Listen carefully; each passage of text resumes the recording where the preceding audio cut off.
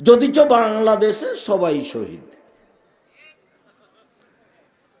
তো এইভাবে আল্লাহর নবী বলেননি যে সবাই শহীদ, কিন্তু আল্লাহর নবী বলেছেন শোনো, আল্লাহর পথে জেহাদ করে যারা মারা যায় তারা তো শহীদ।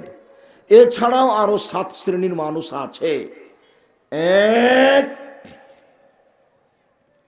আত্মাউন শহীদুন, 1 নম্বরে কলেরায় মারা যায় যে সে হলো শহীদ। 2, অলমাবতুন শহীদুন, পেট ব্যথায় মারা যায় যে সে শহীদ। অজাতুল জাম্বে শহীদুন, কেউ যদি টিউমার ব্রেনে হয়েছে, পেটে হয়েছে, এতে মারা যায় তাহলে সে শহীদ। অল গারক শহীদুন, ডুবে মরলে শহীদ। অল হাদম শহীদুন, উপর থেকে পড়ে মারা গেলে শহীদ। অল হারিক শহীদুন, আগুনে জ্বলে মারা গেলে শহীদ। অল মারাত আল্লাতী তামুত বিজুমিন, যে মহিলা বাচ্চা প্রসব হতে মারা যায় সেও শহীদ। আল্লাহর পথে শহীদ ব্যতীত 7 শ্রেণীর শহীদ আছে, এ কথা মুহাম্মদ সাল্লাল্লাহু আলাইহি ওয়াসাল্লাম বলেন। মনে না থাকলেও মোটামুটি শুনে রাখলেন। তবে একটা মনে রাখবেন, যেসব মহিলারা বাচ্চা অপারেশন করলো, অপারেশন করে বাচ্চা বের করলো, এ যদি মারা যায় তাহলে শহীদ, এ কথা নিশ্চিত বলা যায় না। এই কথা বলা যায় না। বাচ্চা প্রসব হতে লেগে 40 দিনের মধ্যে, যতদিন পর্যন্ত নেফাসের বাচ্চা প্রসবের রক্ত চালু আছে, এর মধ্যে যে কোনো দিন মারা গেলে এ মহিলা শহীদ বলে মুহাম্মদ সাল্লাল্লাহু আলাইহি সাল্লাম উল্লেখ করেন। এসব কথা আমাদের ব্যক্তিগত কথা নয়।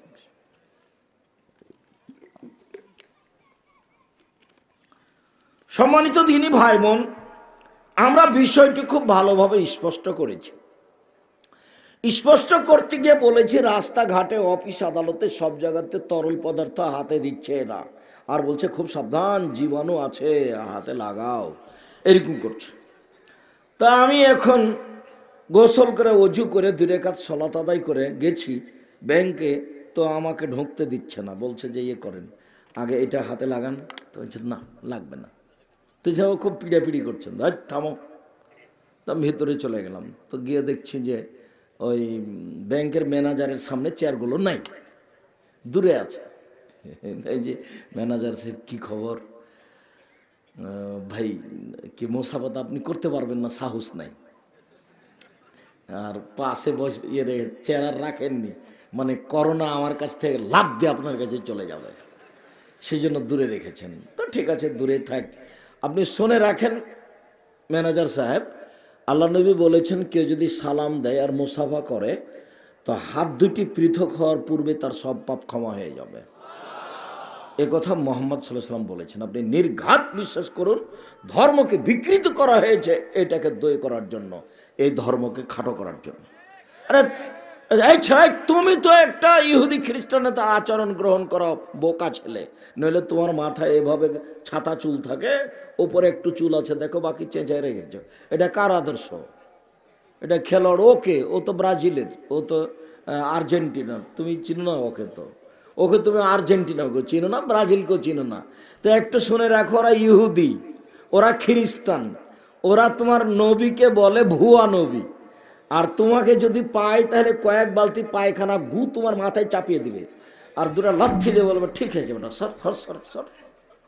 এখনো যদি তোমাকে পাই, এখন যদি পতাকাটা তোমার গাড়ির উপরে থাকে তবুও, আর মাথাতে যদি তুমি ছাতা চুল রাখো তবুও, কেন? তোমাকে বলতে হবে যে আমি এখন থেকে খ্রিস্টান, তাহলে আর কিছু করবে না। তোমাকে বলতে হবে এখন থেকে আমি ইহুদি, তাহলে আর কিছু করবে না। আল্লাহ বলছেন আমাদের নবীকে, লান্তার যা লান্তার যা আনকাল ইহুদান নাসারা হাত্তা তাত্তাবিআ মিল্লাতাহুম। মুহাম্মদ, ইহুদি খ্রিস্টান তোমাকে কোনোদিন মানবে না। মুহাম্মদ, ইহুদি খ্রিস্টান তোমাকে কোনোদিন মানবে না। তুমি ইহুদি হয়ে যাও, তুমি খ্রিস্টান হয়ে যাও, তাহলে মানবে। তা আল্লাহ বলছে। আরেকটা আল্লাহ নবী বলছেন খালিফুল ইয়াহুদা ওয়ান নাসারা, পৃথিবীর মানুষ তোমরা ইহুদিদের বিরোধিতা করো, খ্রিস্টানের বিরোধিতা করো, ইহুদিদের বিরোধিতা করো, খ্রিস্টানের বিরোধিতা করো।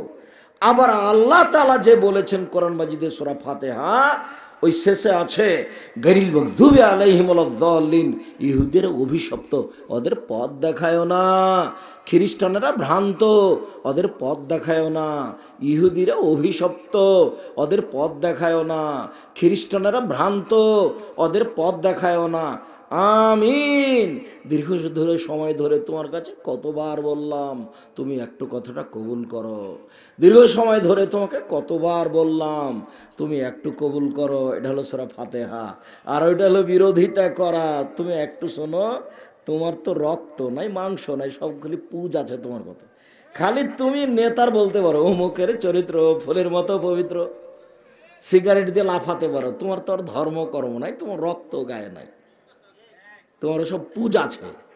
যার কারণে তুমি মাথায় ছাতা চুল করেছ, আর তোমার মোটর সাইকেলের সামনে ব্রাজিলের পতাকা দিয়েছ, আর গ্রামের মাথায় বিরাট এক ফেস্টন দিয়েছ গোটা গ্রামবাসী খেলা দেখার জন্য।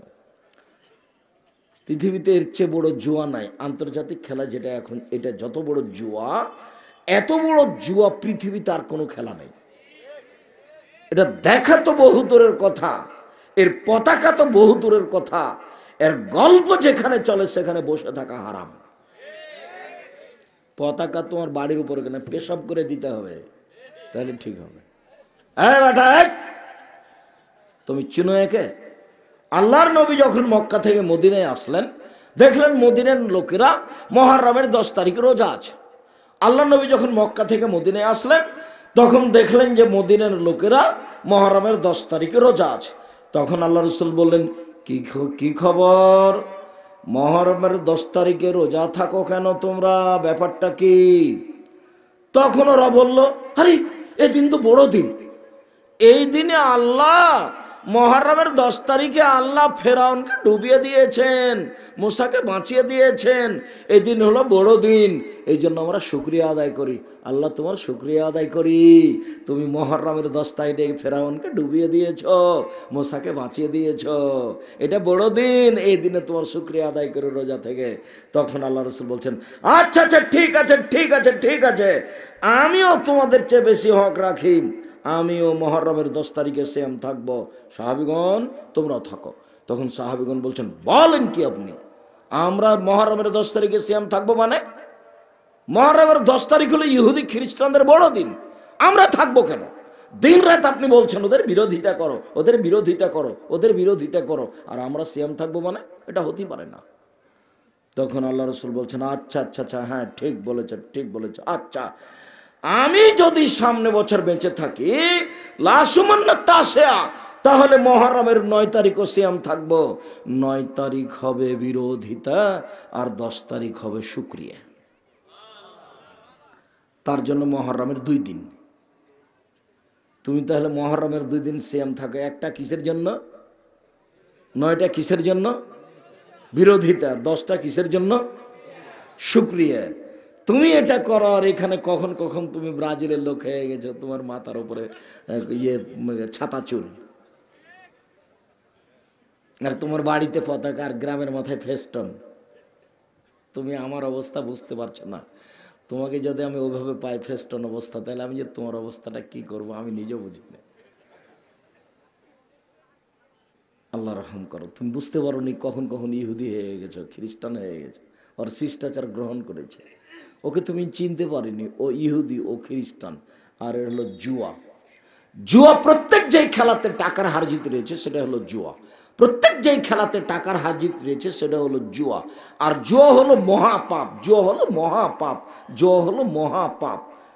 এর চেয়ে বড় জুয়া পৃথিবীতে আর কি আছে? এই খেলাতে কোটি কোটি টাকা খরচ নেই, এই খেলাতে টাকা খরচ হচ্ছে বিলিয়ন বিলিয়ন ডলার। এই খেলাতে আছে হাততালি, এই খেলাতে আছে নগ্ন মেয়েদের জেনার নাচ। এই খেলাতে সারা পৃথিবী জুড়ে যত ফেস্টনের কাপড় কিনা হয়েছে, সব কাপড়ের দাম কত হতে পারে? এই খেলাতে যত পতাকার কাপড় কিনা হয়েছে, কত টাকার কাপড় হতে পারে সারা পৃথিবী জুড়ে? তাতে বাংলাদেশের মাগুরা জেলায় একটা লোক পতাকা তৈরি করেছে জমি বিক্রি করে 7.5 কিলোমিটার লম্বা, আর একটা লোক ফেনীতে পতাকা তৈরি করেছে 4.5 কিলোমিটার লম্বা। তাহলে এরা মানুষ না, এরা পশু প্রাণী, গরু ছাগল কুকুর সিলগাল। আর তুমিও তাতে খুশি হয়েছো। সব সময় দুটো পক্ষ আছে, একজন আত্মহত্যা করছে যদি ওরটা পরাজয় হয় তাহলে, আর একজন বলছে জয়ী হলে গরু জবাই করে দেবো। এটা জুয়া, সবচেয়ে নিকৃষ্ট, ন্যাক্কারজনক, খারাপ, জঘন্য, বর্বর, অসভ্য খেলা। এটা হলো জুয়া। এর গল্প যেখানে চলে সেখানে বসে থাকাও হারাম। তুমি আমাকে অন্য কোনো দেশের কোনো ব্যক্তির কথা বলো না। তোমার বলার আগে আমি আরেকটা কথা আমার মনে রেখো, এটা কথার কথা বলছি, তুমি আরেকটা মনে রেখো।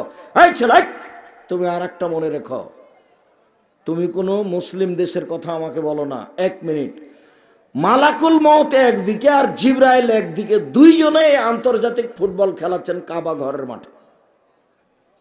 কোথায়? কাবা ঘরের মাঠে, ফাঁকা জায়গায়, তওয়াফের জায়গায় দুইজন খেলাচ্ছে, তবুও হারাম। একদিকে কে আছেন? জিবরাইল আলাইহিস সালাম, আর একদিকে মালাকুল মউত আজরাইল আলাইহিস সালাম। খেলছেন কোথায়? কাবা ঘরে, তবুও হারাম। এটা জুয়া, এটা হারাম। মহান আল্লাহ বলেন, সানুআযিবুহুম মাররাতাইন, পৃথিবীর মানুষ শুনে রেখো, আমি তোমাদেরকে কবরে বারবার শাস্তি দিব। সুম্মা ইউরাদ্দুনা ইলা আযাবিন আযীম, এরপরে তাদেরকে আমি বড় শাস্তি জাহান্নামে নিয়ে যাব। কবর যত কঠিন, কিয়ামত তার চেয়ে অনেক অনেক অনেক বেশি কঠিন। কিয়ামত যত কঠিন, জাহান্নাম তার চেয়ে অনেক অনেক অনেক বেশি কঠিন। পৃথিবীর মানুষ শুনে রেখো, আমি মানুষকে কবরে বারবার শাস্তি দিব, এরপরে তাকে কঠিন শাস্তিতে নিয়ে যাব, জাহান্নামে দিব। কবর যত কঠিন, কিয়ামত তার চেয়ে অনেক বেশি কঠিন। কিয়ামত যত কঠিন, জাহান্নাম তার চেয়ে অনেক অনেক অনেক বেশি কঠিন। কি দিয়ে বুঝায় আপনাকে আমি কবর কত কঠিন? কি দিয়ে বুঝায় আপনাকে আমি বিচারের মাঠ কত কঠিন? কি দিয়ে বুঝায় আপনাকে আমি জাহান্নাম কত কঠিন? আল্লাহর নবী প্রত্যেক দিন সালাম ফেরার পূর্বে জাহান্নাম থেকে বাঁচতে চাইতেন। বলতেন, আল্লাহুম্মা ইন্নী আউযু বিকা মিন আযাবি জাহান্নাম। আল্লাহ, আমি তোমার কাছে জাহান্নামের শাস্তি থেকে বাঁচতে চাই। আউযু বিকা মিন আযাবিল কবরে, তোমার কাছে আমি কবরের শাস্তি থেকে বাঁচতে চাই। তুমি আমাকে জাহান্নাম থেকে বাঁচাও, তুমি আমাকে কবরের শাস্তি থেকে বাঁচাও, তুমি আমাকে দাজ্জালের ফিতনা থেকে বাঁচাও। আউযু বিকা মিন ফিতনাতিল মাহি ওয়াল মামাতে, ইহকালের বিপদ, পরকালের বিপদ, ইহকালের বিপদ, পরকালের বিপদ থেকে বাঁচাও। আউযু বিকা মিনাল মাসাম ওয়াল মাগরাম, তুমি বাঁচাও আমাকে বড় পাপ হতে, ঋণ কর্য হতে। তুমি বাঁচাও আমাকে বড় পাপ হতে, ঋণ কর্য হতে। আমার ঋণ কর্য হয় না জানো? যার ঋণ আছে তার জানাজা হবে না। ব্যাংকে লোন নিয়ে 5 তলা বাড়ি করেছে, বউ খুশি, বেটিও খুশি, বেটাও খুশি। তো এখন মরে গেছে, তো জানাজা কে করবে? বলে ইমাম সাহেব করবে। তো করে দিয়েছে, তো জানাজা তো হয়েই গেল। তো ইমাম সাহেব তো জানে না যে ঋণ না থাকলে, ঋণ থাকলে জানাজা হবে না। আর নাহলে ইমাম সাহেবকে 1,500 টাকা দিয়েছে, ইমামতি করে দিয়েছে। আল্লাহ রসুল বলছেন জানাজাকে সামনে রেখে, এই শোনো, এর ঋণ আছে নাকি? বলে জি হ্যাঁ। তো থাকো, আমি চলে গেলাম। আর জানা যায় নাই, ঋণ থাকলে আর জানা যায় না। আপনি বুঝতে পারেননি। আমি আপনাকে বলেছি চকলেট দিয়ে ব্যবসা শুরু করেন, লোন নেওয়া লাগবে না। তারপরে কি? কলা, লোন নেওয়া লাগবে না। তারপরে কি? কাপড়, লোন নেওয়া লাগবে না। ধনী হতে কতদিন সময় লাগবে? প্রায় 30 বছর। তা আমি যে একদিনই ধনী হতে চাচ্ছি, কি করতে হবে? তো তুমি তো হিরোইন কিনেছো কলকাতায়, বিক্রি করেছো ঢাকায়। আমি তো এটা কোনোদিন বলিনি, আমি এটা বলিও না। লোন নিয়ে ব্যবসা আমি করব না, আমি তো চকলেট দিয়ে করব। আরে চকলেট দিয়ে ব্যবসা করব কেন? আমার বাপের জমিদারি আছে, নওগাঁ জেলায় বাড়ি, 10 বিঘা জমি বিক্রি করে কোটি টাকার ব্যবসা করব। হ্যাঁ, বাপের বেটা আছো, করো না তুমি। আমি তো সেটাই চাচ্ছি। আমি তো শ্বশুরের কাছে টাকা নিতে নিষেধ করেছি। আমি বলেছি যৌতুক হারাম।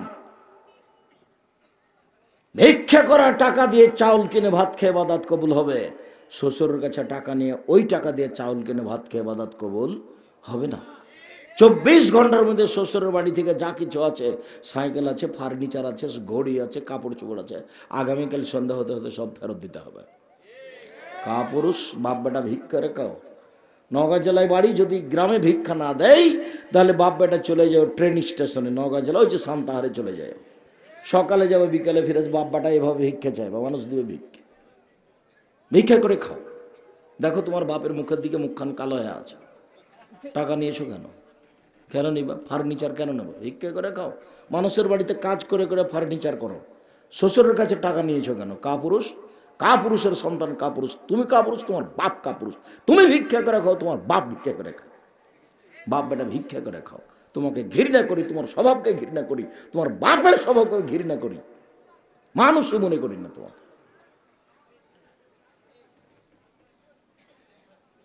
ভিক্ষা করে খাবো কেন? মানুষের বাড়িতে কাজ করে খাবো। আমি ভিক্ষা করে খেতে বলিনি, আমি বলেছি কাজ করে খেতে হবে, ব্যবসা করে খেতে হবে।